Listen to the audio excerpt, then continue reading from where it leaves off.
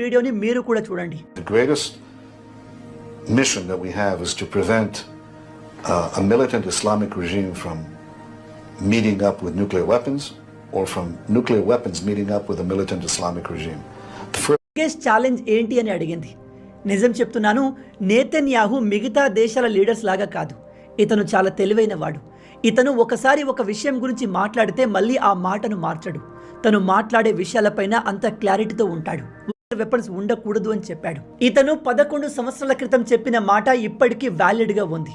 తను చెప్పిన ఆ మాటను ఇప్పటికీ ఫాలో అవుతున్నాడు.